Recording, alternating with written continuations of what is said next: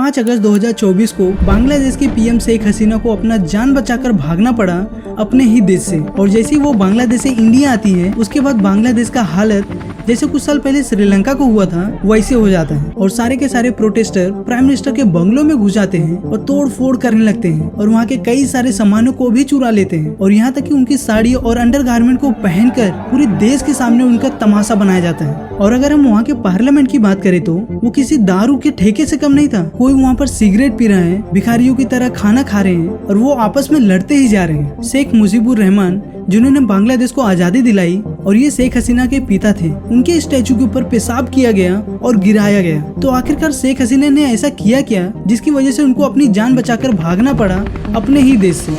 Prime Minister Sheikh Hasina resigned today and fled the country. There's massive outrage over protection of Hindu minority in Bangladesh.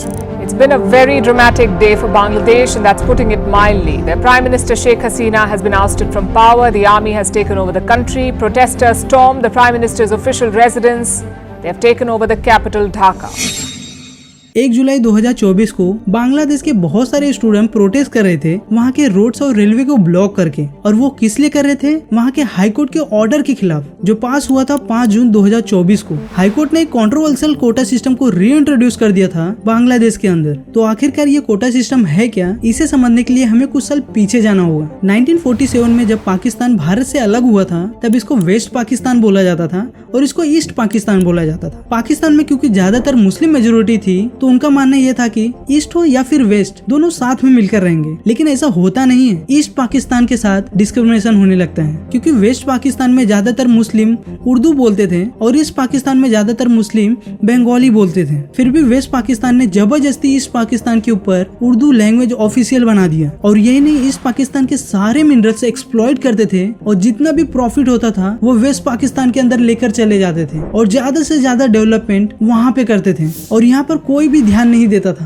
और फिर east Pakistan के लोगों को समझ में आने लगता है कि ये लोग अब हमारे साथ डिस्क्रिमिनेशन कर रहे हैं। फिर इसके बाद 1971 में पाकिस्तान के अंदर पहली बार जनरल इलेक्शन होते हैं और पाकिस्तान के नेशनल असेंबली में वेस्ट पाकिस्तान में थी करीब 138 सीट्स और ईस्ट पाकिस्तान में थी करीब 162 सीट्स। और इस जनरल इलेक्शन में सिर्फ 2 मेन पॉलिटिकल पार्टी थी, वेस्ट पाकिस्तान के जुल्फिकार अली भुट्टो और उनके पार्टी का नाम था पाकिस्तान पीपल्स पार्टी और इस पाकिस्तान के शेख मुजीबुर रहमान और उनके पार्टी का नाम था अवामी लीग। अब क्योंकि वेस्ट पाकिस्तान ईस्ट पाकिस्तान के ऊपर बहुत ही ज्यादा डिस्क्रिमिनेशन कर रहा था तो सारे के सारे ईस्ट पाकिस्तान के लोग शेख मुजीबुर रहमान को वोट दे देते हैं और वो जीत जाते हैं। मतलब अब पाकिस्तान के अंदर पहली बार गवर्नमेंट बनेगी, वो भी ईस्ट पाकिस्तान के अंदर। लेकिन वेस्ट पाकिस्तान के लीडर और वहाँ की आर्मी पावर ट्रांसफर करने से मना कर देती है और फिर शेख मुजीबुर रहमान 26 मार्च 1971 को ढाका में सभी बंगाली बोलने वाले लोगों को एकजुट करते हैं और ऐलान करते हैं कि अब हमें पाकिस्तान से अलग होना होगा और हमें अपना खुद का देश बनाना होगा जिसका नाम होगा बांग्लादेश। स्वाधीन करो बांग्लादेश, स्वाधीन करो।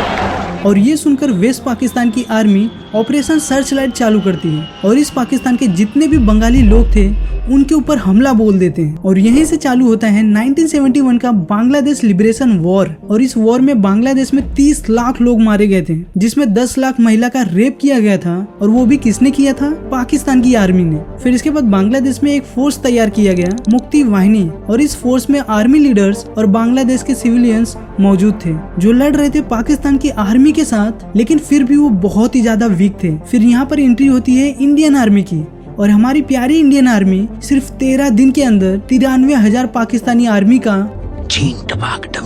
कर देती है और इंडियन आर्मी की वजह से 16 दिसंबर 1971 को बांग्लादेश आजाद हो जाता है। और फिर अवामी लीग के शेख मुजीबुर रहमान बांग्लादेश के पहले पीएम बनते हैं और बांग्लादेश के लोगों को वादा करते हैं कि जितनी भी आर्मी और फ्रीडम फाइटर्स ने बांग्लादेश को आजादी दिलाई है और जितनी भी महिला के ऊपर अत्याचार किया गया था पाकिस्तान के आर्मी के द्वारा, उनको सिविल सर्विस में स्पेशल रिजर्वेशन दिया जाएगा। स्टार्टिंग के समय बांग्लादेश के कोटा सिस्टम में 30% रिजर्व किया गया था फ्रीडम फाइटर्स के लिए और 10% रिजर्व किया गया था उन महिलाओं के लिए जिनके ऊपर अत्याचार किया गया था और 40% रिजर्व किया गया था बैकवर्ड डिस्ट्रिक्ट के लिए और सिर्फ 20% गवर्नमेंट जॉब रिजर्व किया गया था था मेरिट बेस पे। और दोस्तों एक बात जरूर नोट करना कि ये जो 30% रिजर्वेशन किया गया है वो सिर्फ फ्रीडम फाइटर्स के लिए ही था। अब क्योंकि 25 साल बाद बहुत सारे फ्रीडम फाइटर्स की मौत हो जाती है तो वो 30% रिजर्वेशन वैसे ही खाली पड़ा था। तो इसी की वजह से 1997 में कोटा सिस्टम के अंदर चेंजेस लाया गया और कहा गया कि अब से फ्रीडम फाइटर के बच्चों को भी रिजर्वेशन दिया जाएगा। इसके बाद फिर से 2010 में कोटा सिस्टम के अंदर चेंजेस लाया गया, अब से उनके पोते पोतियों को भी रिजर्वेशन दिया जाएगा। इसका मतलब यह है कि बांग्लादेश के अंदर 50% जॉब गवर्नमेंट ने स्पेसिफिक लोगों के लिए रिजर्व कर रखा है, जैसे कि 30% फ्रीडम फाइटर के बच्चों और उनके पोते पोतियों के लिए, 10% महिलाओं के लिए, 10% बैकवर्ड डिस्ट्रिक्ट के लिए, 5% एथनिक माइनॉरिटीज के लिए और 1% उनके लिए